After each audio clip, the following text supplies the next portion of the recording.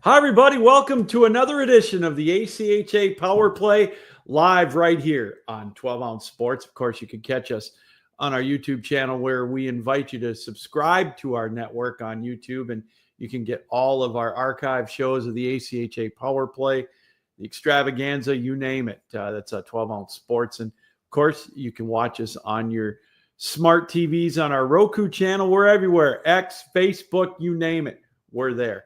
We got a great show planned for you tonight as the road to St. Louis. We are 30 days away from puck drop for the men's Division I national tournament, 13th through the 25th of March. It's hard to believe we are getting that close to it. So we're going to run down all the rankings again, the latest rankings we have in all 5 divisions. And we're going to give you the big games coming up this weekend between ranked opponents, as all the games are crucial now for those that still have regular season games. And we got a couple of great guests lined up.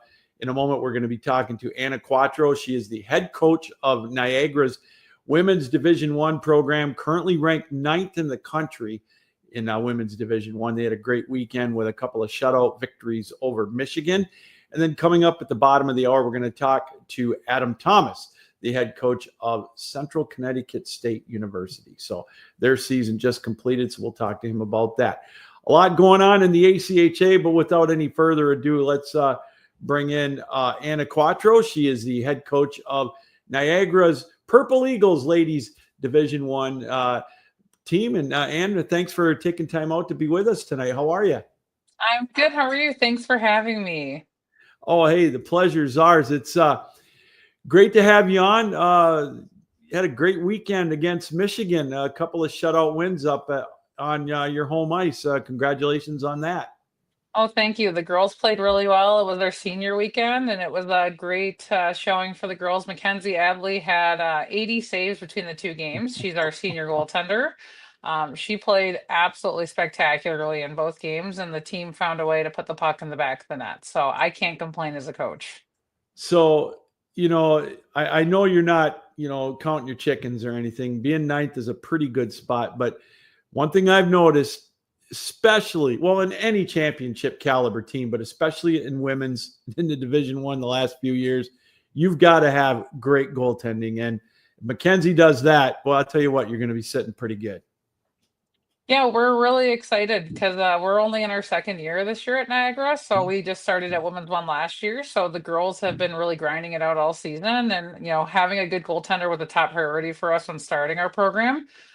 So having Mackenzie has definitely been the pillar for our team and our growth and development so far. Okay, 2nd year of the program. How has that gone? How has your head stopped spinning since it started? Well, I have a really fantastic support system at Niagara. My boss, Tom Marinian, is my number No, one fan, my number one cheerleader, and he is my he's a number one good dude. advocate. He is one of my favorite people. He's been so supportive of us. So 3 years ago, we started ACHA hockey at Niagara. Tom brought me on. I was coaching our D2 team. And Mhm. then last year, we brought in 46 girls last year. So we Wow. started our second team. So we have a women's 1 and a women's 2 team. And then this year we brought in about another 20 girls between the 2 teams. So we have 56 girls between our 2 Mm. programs. They're both super successful. I'm the general manager on the women's side, and I couldn't be more proud. But it's like a never ending process. Like I'm still like, in one of those like pinch me modes because I can't believe, how far we've come in basically 18 months. Uh-oh. I think we may have frozen up here on that one. Let's oh, are you there? I am. Sorry about that. That might have been on my end. I thought our internet connection was great. So, anyways, off to a fantastic start. You've been on the go, on the fly since day one. So, I have to ask you, how did you come up with such a gauntlet of a schedule? Listen to this, everybody. This will make your head spin. Now, you started out, you've played McKendree, Maryville, Adrian, Indiana Tech, Sioux College, the 2-time defending champs, Michigan Dearborn, Liberty, Jamestown, Minot. I mean, yeah, the record may be 10-10 or whatever it is, 11-10, but I challenge anybody to have that kind of schedule that you guys have had. So we decided this year that we were going to either go into sink or swim mode. And if we wanted to be the best, we had to play the best. So I have a really good relationship with a lot of the coaches at Women's One. Tommy Yeah. Lang at Maryville has been a great help scheduling games. And we decided if we want to go to nationals, we have to be battle tested. And the girls Mhm. have really stepped up. They've won some games and had some really close games against top opponents. I think we might have the third highest strength of schedule in the country right now. But I think it's great for the girls. They're happy with it. Every time it's a close game, we're happy. And Okay. they're ready to go to nationals when they get there. So it's been a good experience and we're doing it all again next year. So Is that does it help being an independent to be able to get a schedule like this?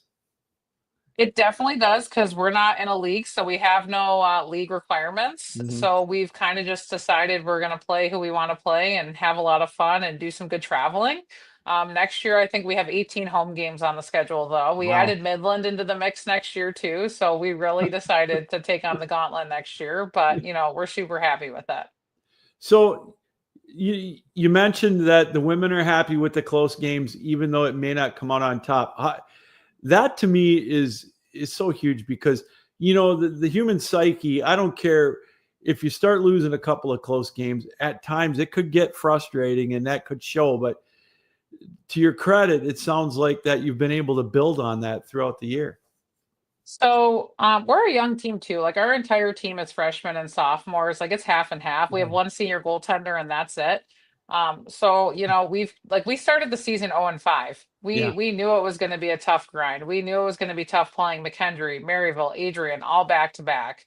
The girls just we had to like build the culture that Mhm. team success is more important than individual success, and that these little tiny close games we were eventually going to win.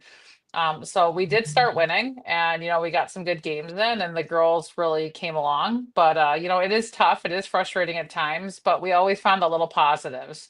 So when they lost 2-1 to Adrian, it was, you just lost 2-1 to the national champions from last year. Yeah.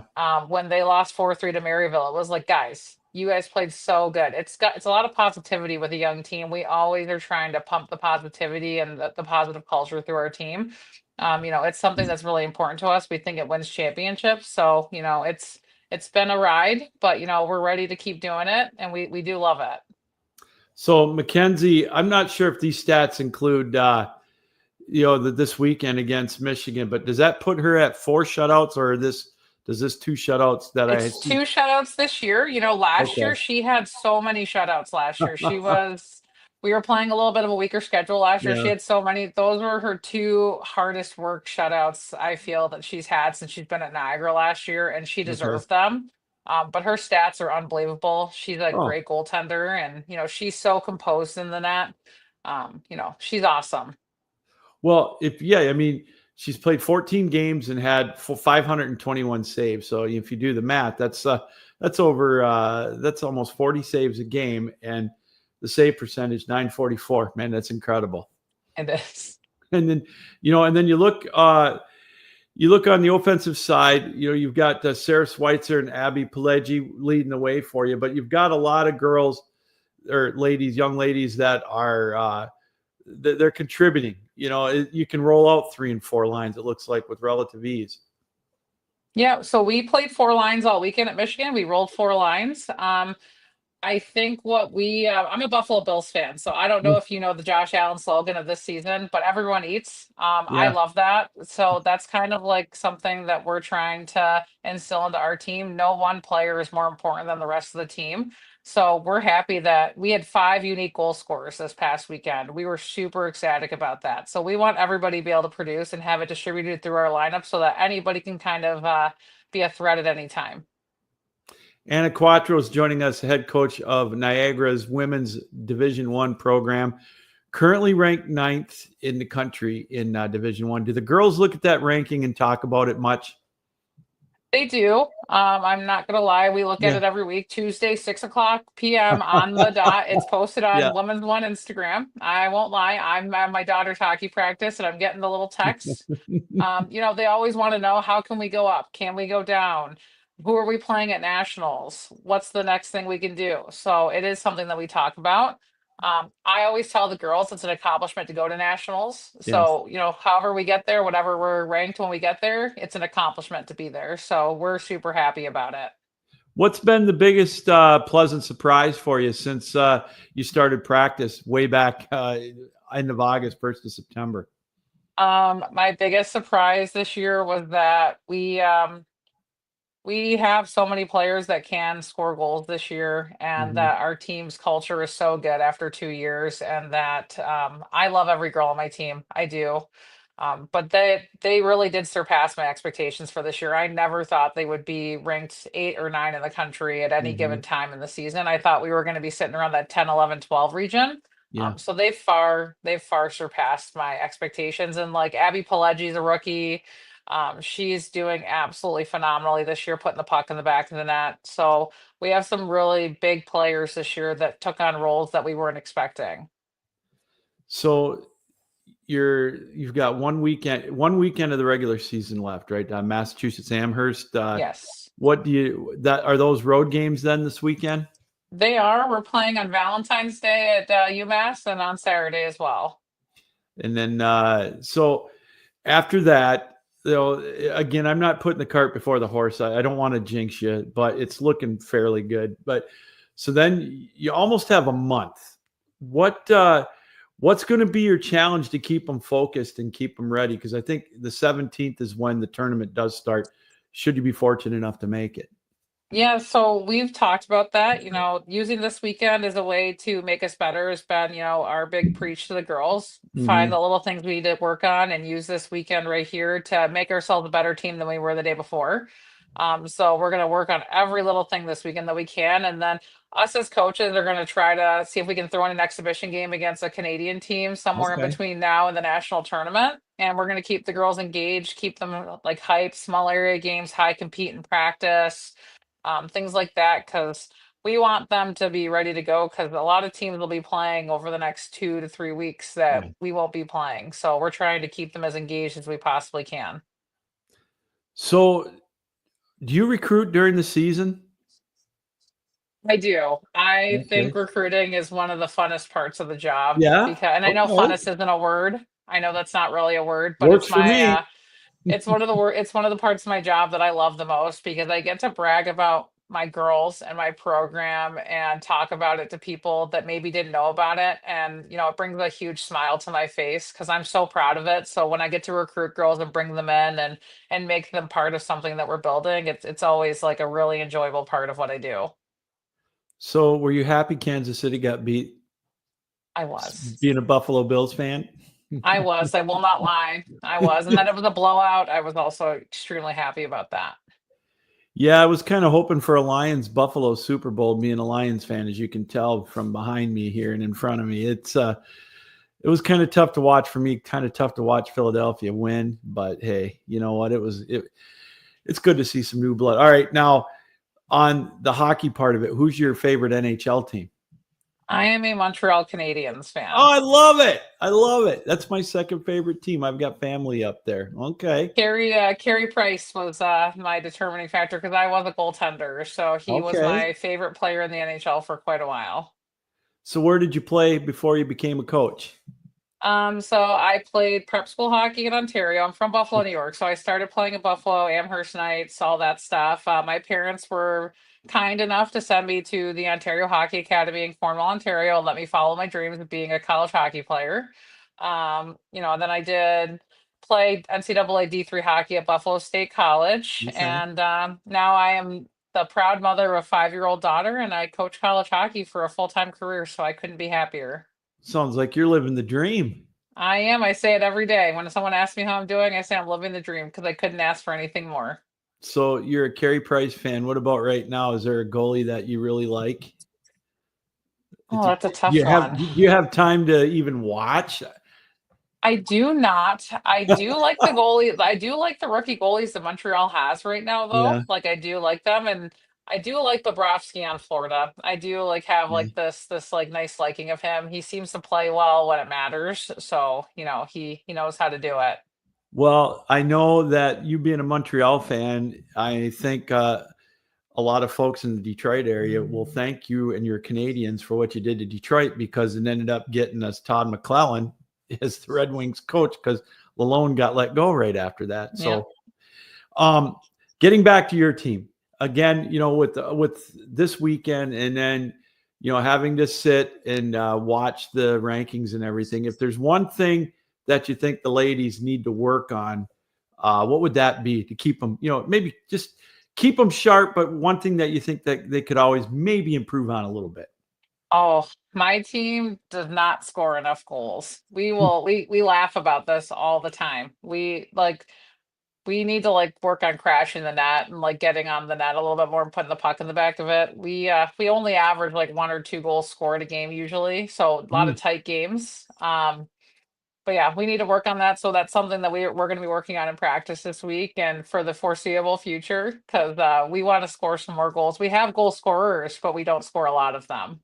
So how's your blood pressure then if you're only scoring 1 or 2 goals a game and all these tight games that you're playing? So, it's funny because you talk about Mackenzie. I Yeah. always feel that if we score 2 goals a game, that she's going to help us win almost every game. So I know that sounds silly and ridiculous, but I never feel worried if we get up by 2 or 3 goals. I'm not concerned because we have a brick wall back there, and she's always going to keep us in any game. Well, Anna, I appreciate you taking a few minutes to be with us. I know it's short notice coming on tonight. It's great getting to know you. And good Lord willing, and the creek don't rise, I hope that to meet you down in St. Louis coming up here in a little over a month.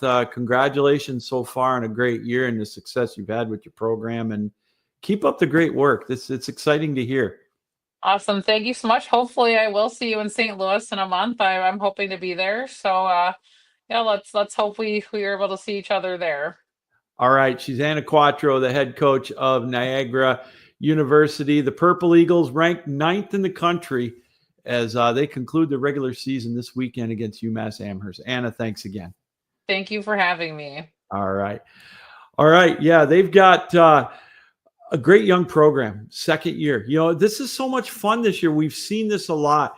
Eastern Michigan's women's D2 program, their first year, ranked number 1 in their region, ahead of the 2-time defending champion Sioux College. And then you've got Drury off to an amazing start in men's D1, ranked in the top 8. So yeah, it is a lot of fun to take a look at. Hey, before we go to break, let's take a look at the women's rankings in D1 right now. Let's see if I can bring those up for you. Actually, I'll just go through them here.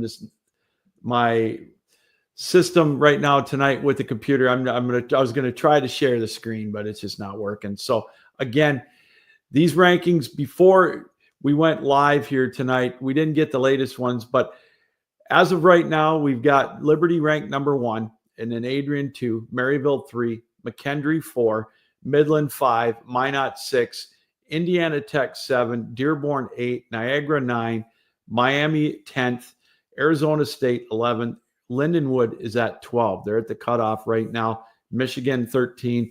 We'll see if that changes at all. I know they had a tough weekend with Niagara. We talked about it, a convincing weekend over Michigan with a pair of shutouts, 2-0 and 3-0. Jamestown 14th and Michigan State 15th. So there's the top 15. And again, as we go to break, we remind you that it's 12 teams now in D1 for the women's that go to the national tournament. It started out at the beginning of the year with 10. They amended that into the season, so now it's going to be 12. They're going to do the round robin pool play like every other division except D1. And so that's going to be fun to watch.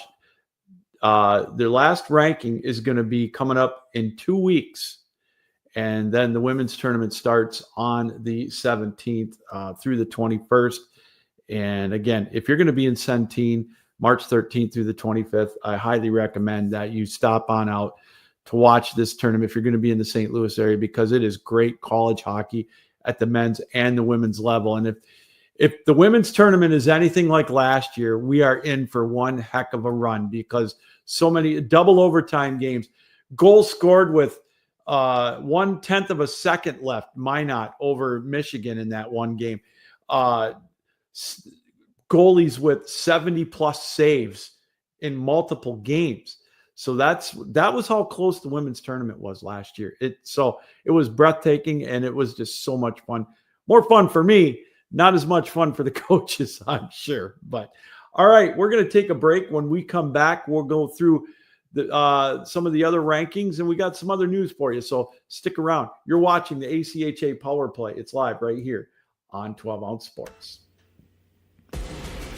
Need tickets to that next event? Well, at 12 Ounce Sports, we've got them with soccer anywhere in the world. Tickets to any venue, any sport. Want to go to NCAA or NFL football matches? We've got them. Yeah. Baseball at every level. Every Power 5 matchup is available. Don't forget, costumes and paint are optional. What's that? You want to go to Broadway?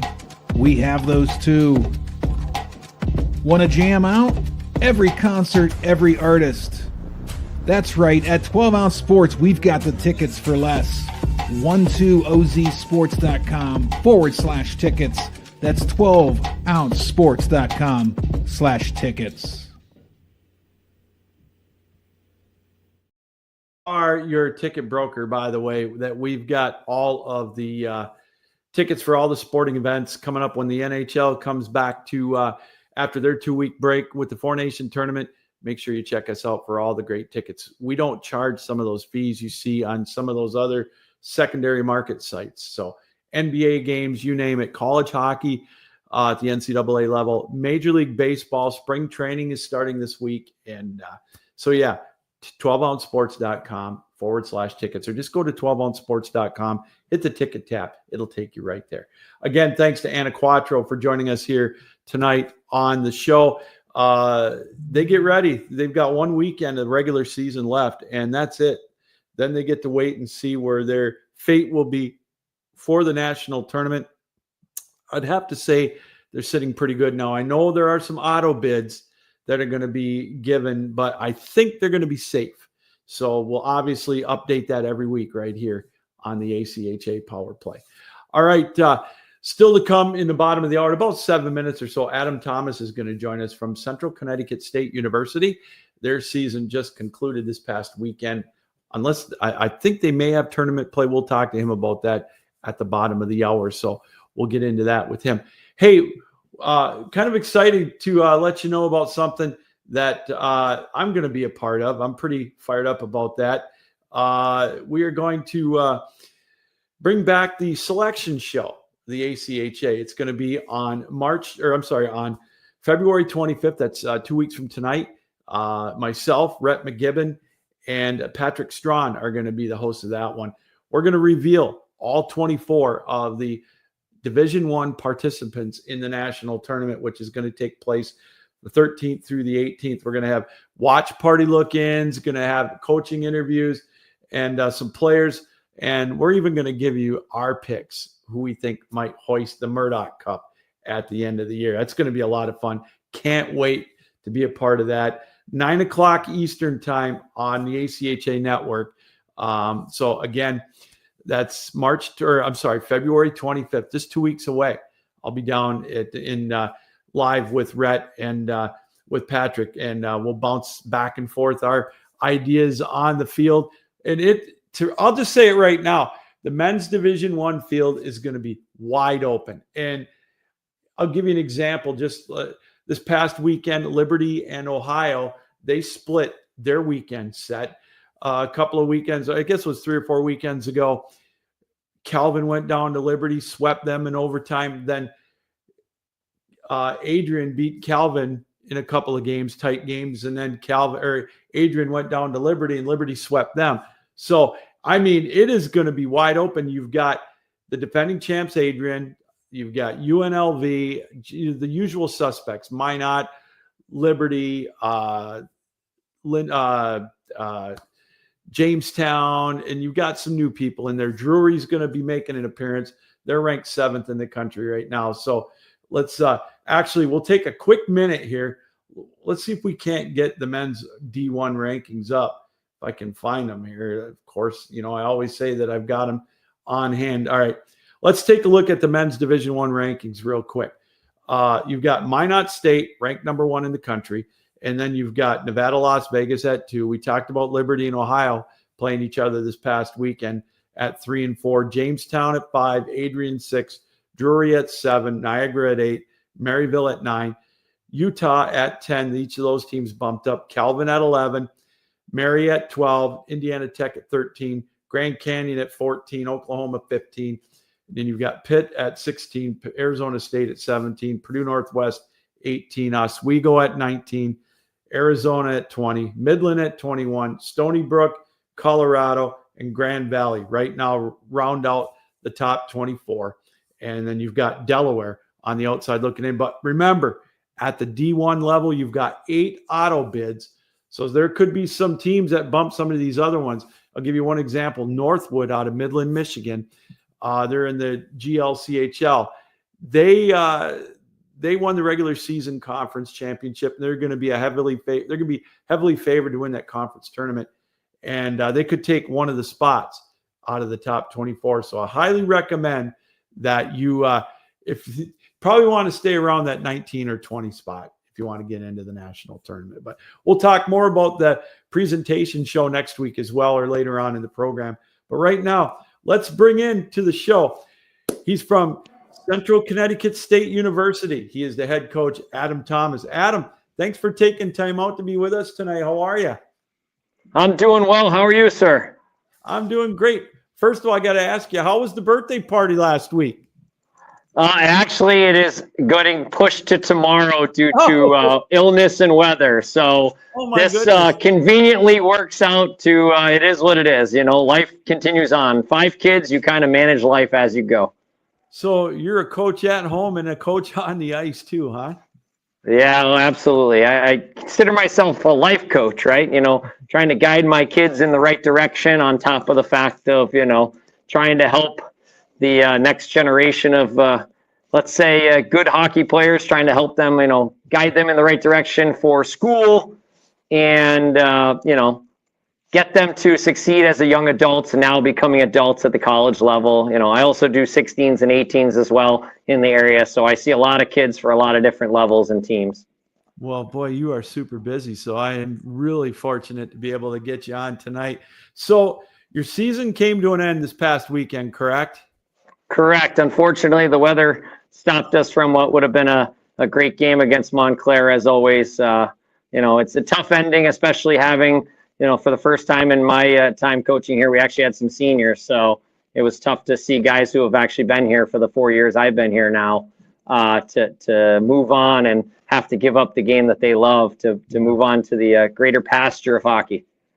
You know, it's amazing. To that point, Adam, you know, I've talked to coaches in all sports, you know, and I remember talking to my son who wasn't in athletics. He was in drumline. And the amount of work and the amount of practice that everybody puts in, that finality, you can prepare all you want for it, but the instant finality of it being over, that's one of the toughest things I see in athletics. Yeah, it's tough. You know, again, there's nothing you can do about it. I mean, I have a son who's graduating high school and going to move on to college next year. So it's kind of one of those things where to us, it's just the next step.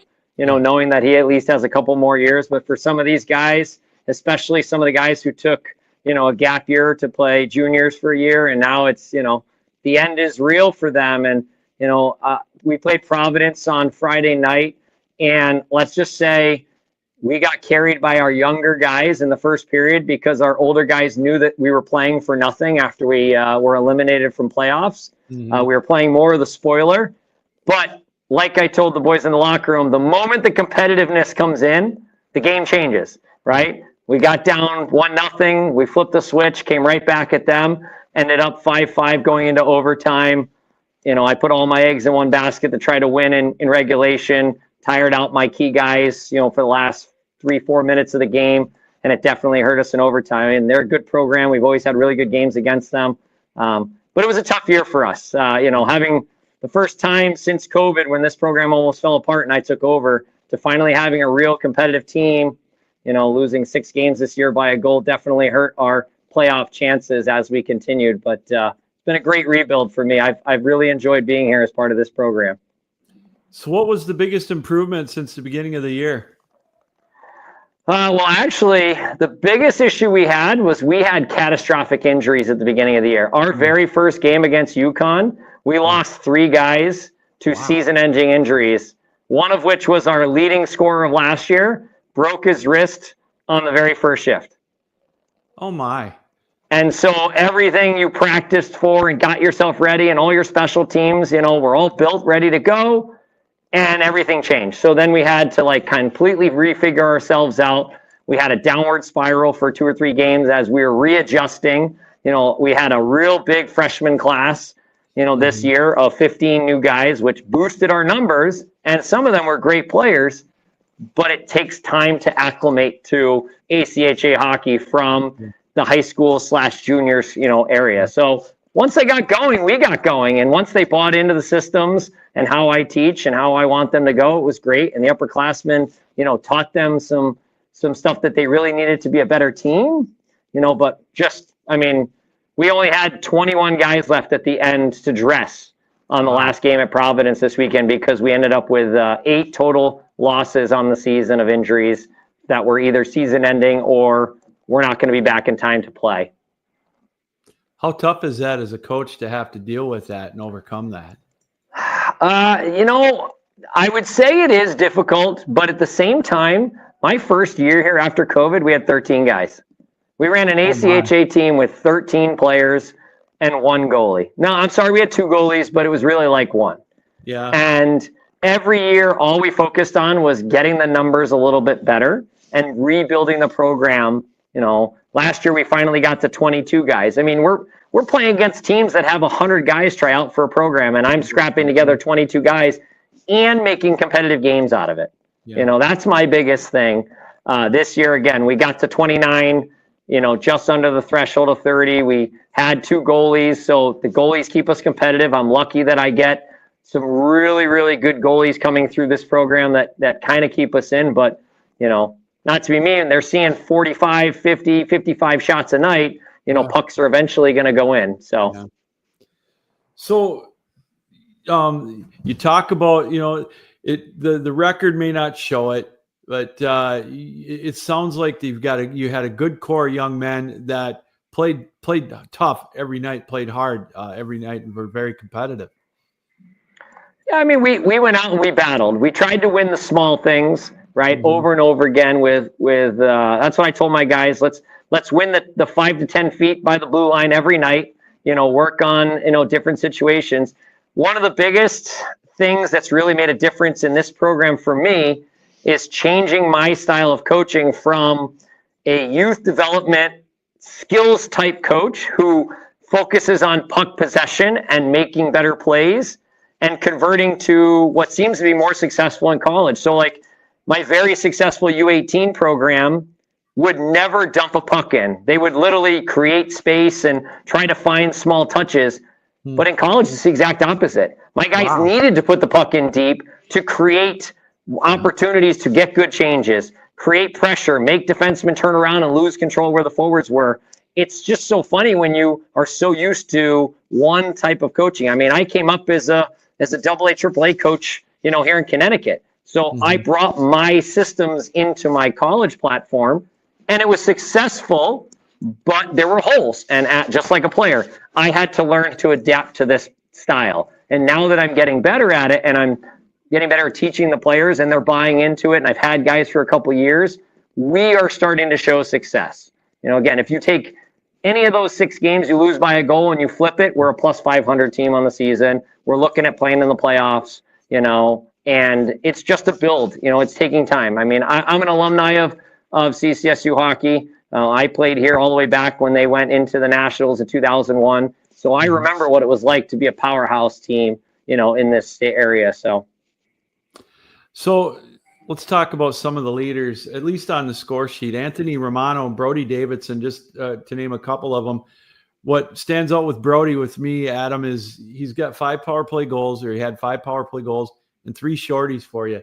He did a little bit of everything for you, along with Anthony Romano. Yeah, so Romano being our fourth-year guy, he was here the first year I was here. He was a 200-point high school player, so he was obviously had a nose for the net. Really good opportunity out of Sheehan there. So we relied on him right from the first year. I mean, he got key minutes as a freshman, and then just kept acquiring points. He's a goal scorer.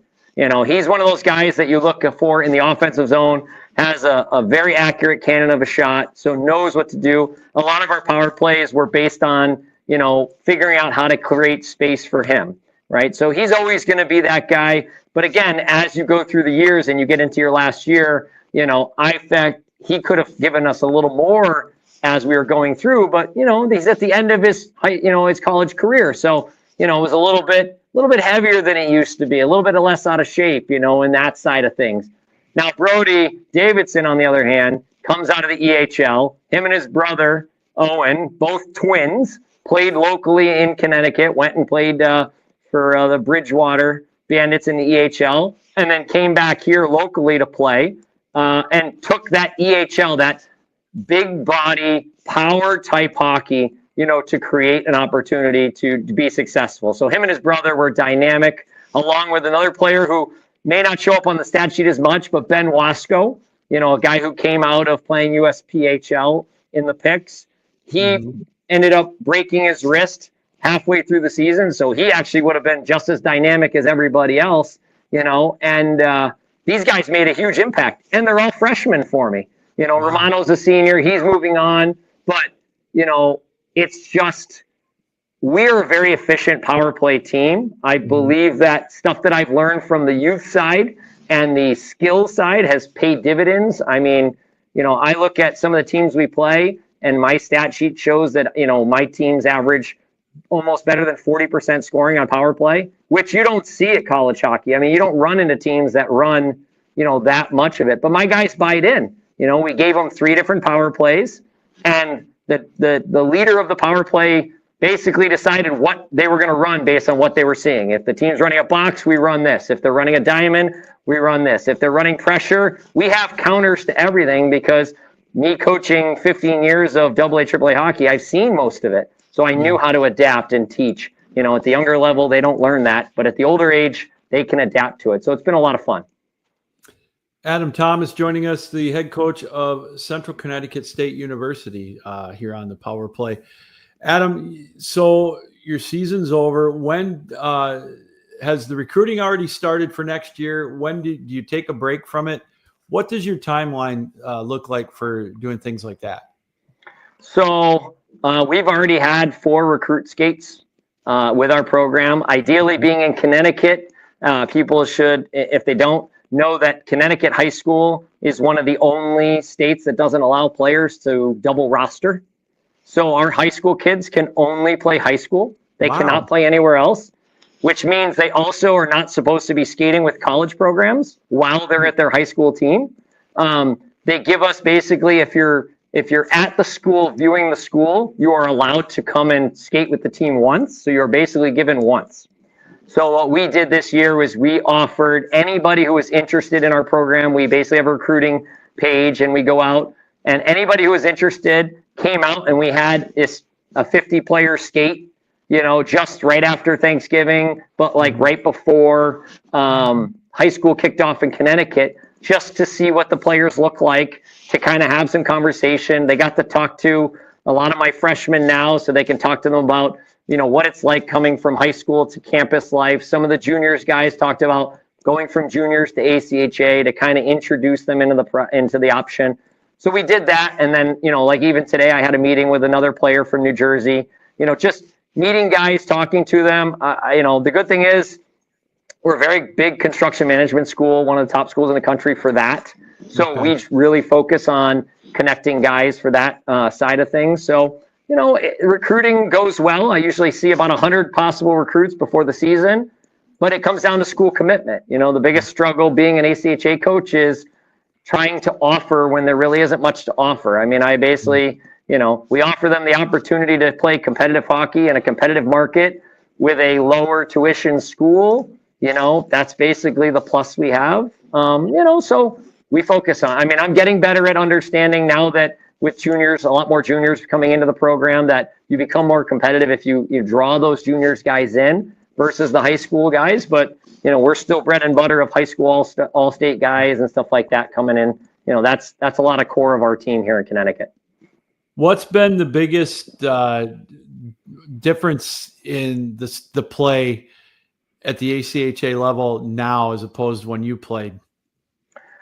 Well, this program specifically, I will say that, so when I came here, I was a first team all-state player who, had my sights set, played, AAA hockey for a couple years, and back then it wasn't as important as it was now, for guys playing. I came in with the mindset that I was really good. And then when you play ACHA hockey, you can think you're amazing. And then you realize that you are not, because you are still, I'm not saying that an 18-year-old male is not a man, but when you're going up against 22, 21-year-old fully developed males, like, it's a different story. I mean, it was very humbling. My first year, I worked hard every practice, and the coach didn't give me 1 minute of ice time. And I thought I was a great player. I mean, I came out of one of the best programs in this area, and I scored tons of goals in high school.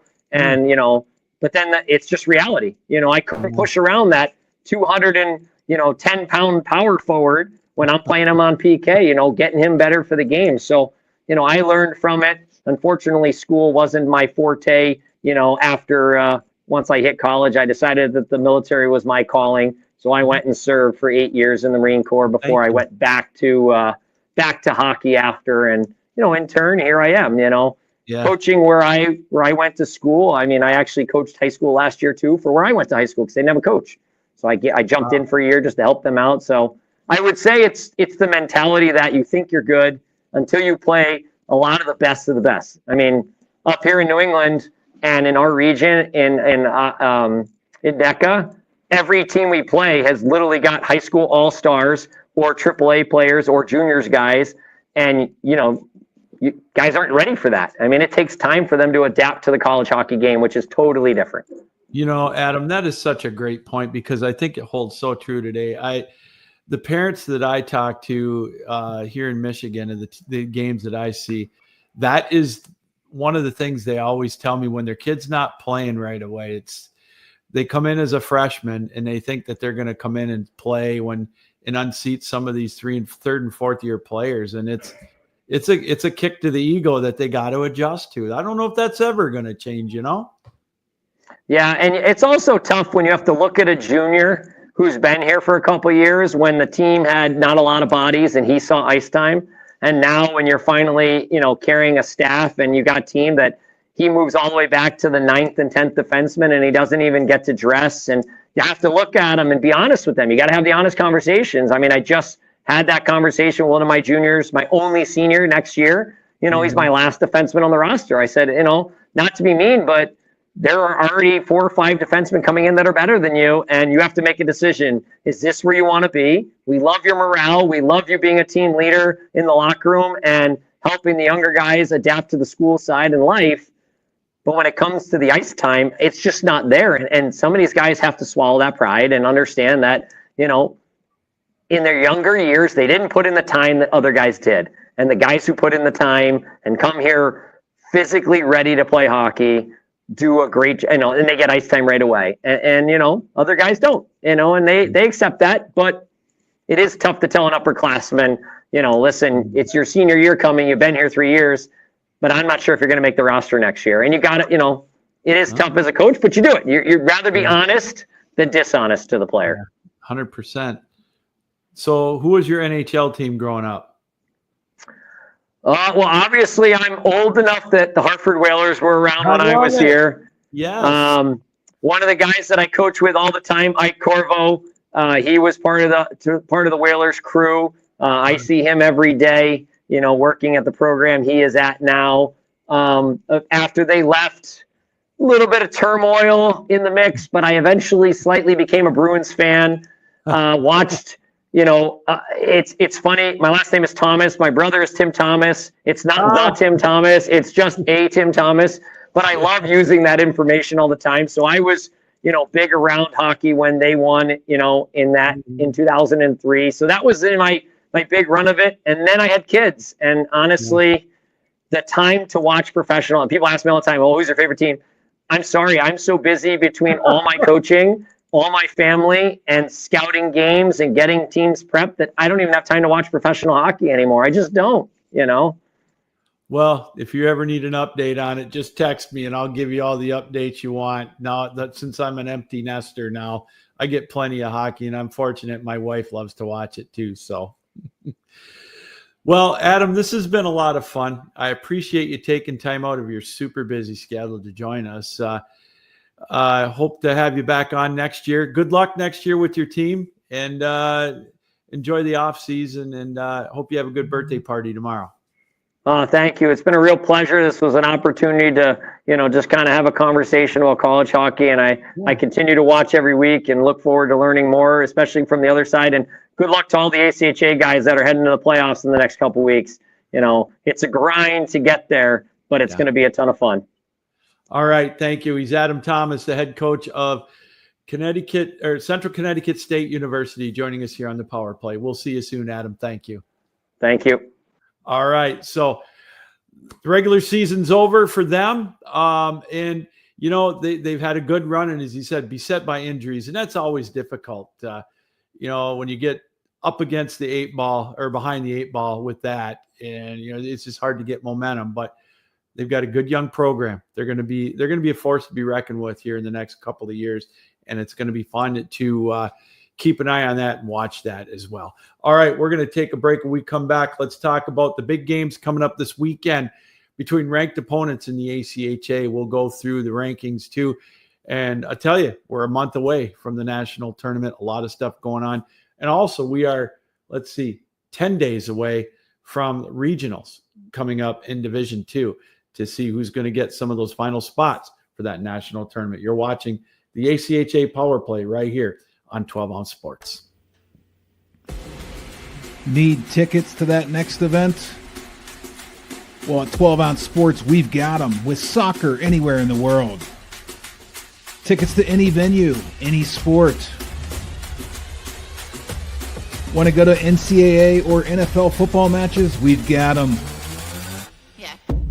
Baseball at every level. Every Power 5 matchup is available. Don't forget, costumes and paint are optional. What's that? You want to go to Broadway? We have those too. Want to jam out? Every concert, every artist. That's right, at 12 Ounce Sports, we've got the tickets for less. 12ozsports.com/tickets. That's 12ouncesports.com/tickets. Yeah, and as we keep reminding you, we are your ticket broker. Again, you will not find some of those fees you see on the other secondary markets if you're looking for a ticket to last-minute ticket to any sporting event. The NHL will be back in action in a couple of weeks. They've got their break now for the Four Nations tournament, and then we've got tickets to the NBA. Major League Baseball is starting up with pitchers and catchers reporting this week. Springtime, is it around the corner? I'm not sure, but it's the first sign of spring, if you ask me. We still have plenty of hockey to talk about. But anyways, go to 12ouncesports.com, hit the ticket tab, or 12ouncesports.com/tickets, and we are your place to go to get set for all your ticket needs. All right. Again, thanks to Adam Thomas, head coach of Central Connecticut State University, for joining us here on the program. And let's get to the rankings for Division II. Well, first of all, let's do this. I just want to let you know again, the regionals for men's Division II, they're coming up in about 10 days. February 21st through the 23rd for the Central, Northeast, and Southeast Regional. And in the West, that starts on Thursday, the 20th. So I'm going to be in Evansville at the Southeast Regional. I'm going to be doing play-by-play for Flow Hockey. So if you're going to be down there, if you're going to be one of the parents, anybody going to be in Evansville watching that regional, stop by and say hi. I'll be there all weekend.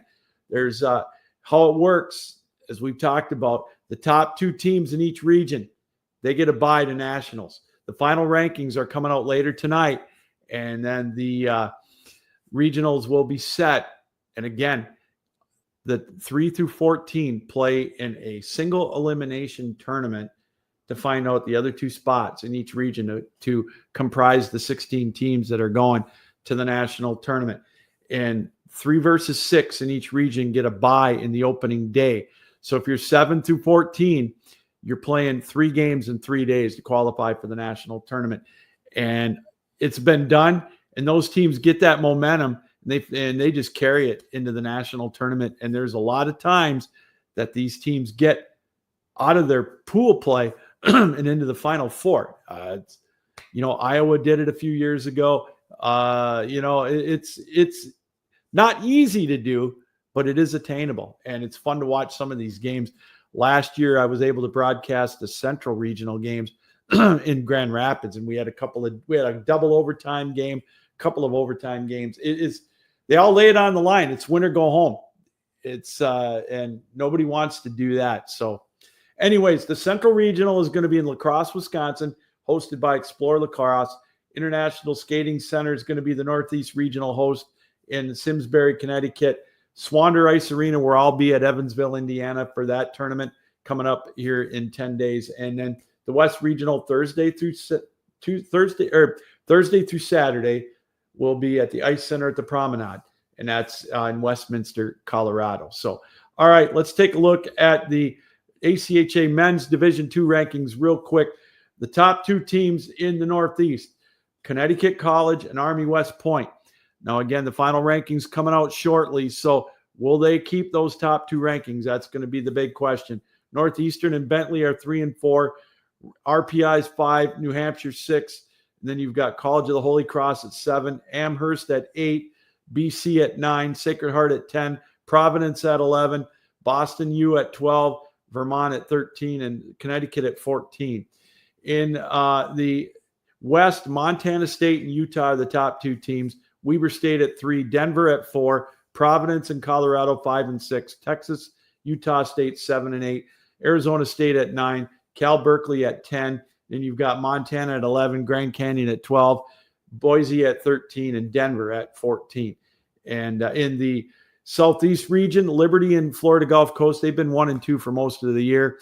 You've got Kentucky at 3, Penn State 4, Virginia Tech 5, NC State at 6, Miami 7, Ohio 8, Indiana, the defending national champions in Division II, they're at 9, Louisville at 10, North Carolina at 11, Michigan at 12, Cincinnati at 13, and Rider right now at 14. And finally, in the Central region, Lindenwood and Wisconsin are 1 and 2, St. Thomas 3, Minnesota at 4, Maryville at 5, Marion 6, Sioux College at 7, Concordia University at 8, Michigan State 9, Minnesota Crookston at 10, Adrian at 11, Iowa at 12, Trine at 13, and Arkansas at 14.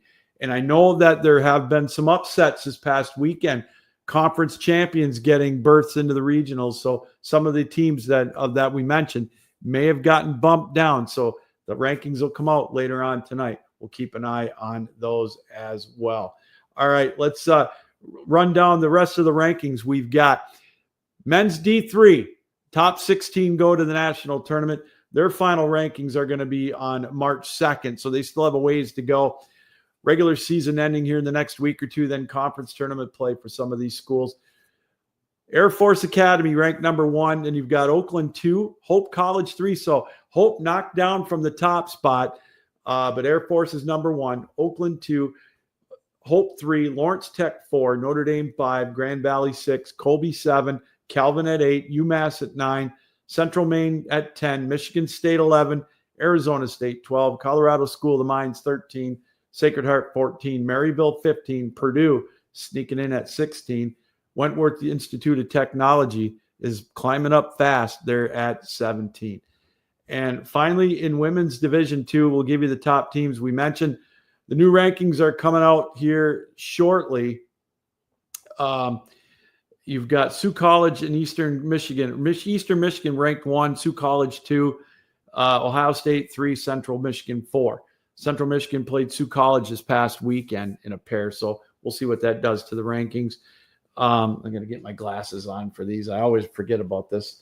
All right. Boston University's number 1 in the East, Northeast.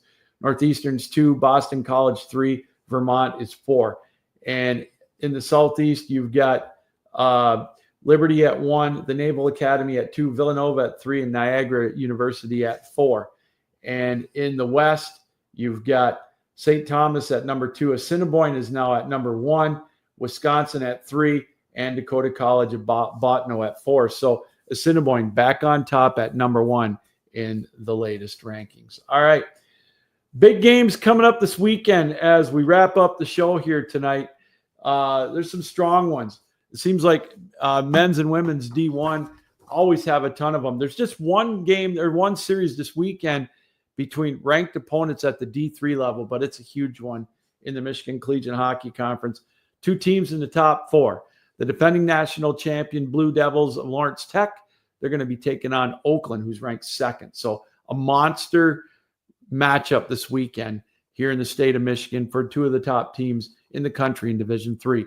Division 1 for the women. Arizona State running the gauntlet this weekend. They're traveling, taking on Michigan on Thursday, ranked number 13. But before that, on Wednesday, they're taking on Adrian. So number 11, Arizona State against number 2, Adrian, number 13, Michigan. And then on Sunday, they're going to take on U of M Dearborn, who's ranked 8th. Friday and Saturday, the marquee matchup in the country. Number 1, Liberty, number 2, Adrian. The defending national champion, Adrian Bulldogs, against number 1, Liberty. Then you've got Maryville and Midland, number 3 and number 5, respectively. They're going to do battle this weekend. Then you've got Jamestown at 14, looking to move up. They could move up with a couple of big wins against Minot State, number 6. And then McKendree at number 4, taking on Lindenwood at number 12. So those are big matchups right now. Lindenwood hanging on to that last spot. But again, we've got some automatic berths that are going to be awarded in women's Division 1 too. So being at number 12 is right now doesn't mean you're going to get in. It's going to come down to the last weekend. And if I can look at those real quick, the last ranking actually is coming up in a couple of weeks. So it's getting to be crunch time for women's D1, as we mentioned. And finally, men's D1 matchups with ranked teams going against each other. Wednesday, Thursday matchup in the GL6. Big matchup this weekend. Adrian, number 6, against number 18, Purdue Northwest. So we'll keep an eye on that as they wrap up their regular season. And then conference tournament play is going to be coming up in the GL6. Number 3, Liberty against number 16, Pittsburgh. So that's going to be a big matchup for both teams. Number 5, Jamestown taking on UMary. Always seems like that conference is so loaded along with the GL6. You've got Jamestown and Mary, 5 against 12. Drury, again in their first year, just really cranking it. They're ranked number 7. They get number 21, Midland. And finally, ranked opponents going at each other. Number 10, Utah against number 14, Grand Canyon. All right, that's going to do it. Hey, again, I'll be a reminder, I'm going to be down in Evansville the weekend of the 21st to be covering play-by-play for Flow Hockey, the Southeast Regional in men's Division 2. So make sure you stop on out and see us. And also, I want to announce that I'm going to be part of the reveal show for the men's D1 team, the D1 tournament, along with Rhett McGibbon. And what did I do with it? Oh, and it's going to Patrick Strawn. It's going to be a lot of fun. That's Tuesday, February the 25th, 9:00 Eastern time on achahockey.org. So make sure you check that out for all the list for the exact listings and time. 9:00 on Tuesday, February the 25th. Really looking forward to that. It's going to be a fun show. We're going to reveal all the matchups. We're going to have live look-ins to watch parties. We're going to have coaches and players on as well. So it's going to be a lot of fun bringing you that one. Can't wait for that in a couple of weeks.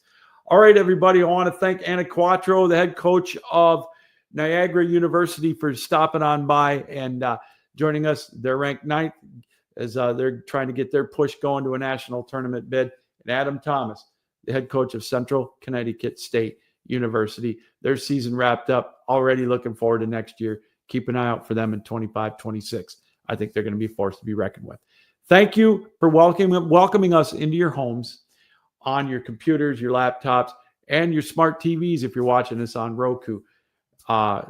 as we bring you another edition of the ACHA Power Play right here on 12 Ounce Sports. Captain Lou saying, keep your heads up, keep your sticks down, keep your feet moving, and as always, keep your minds open. Until next time, we'll see you later. Thanks for joining us on the ACHA Power Play. So long.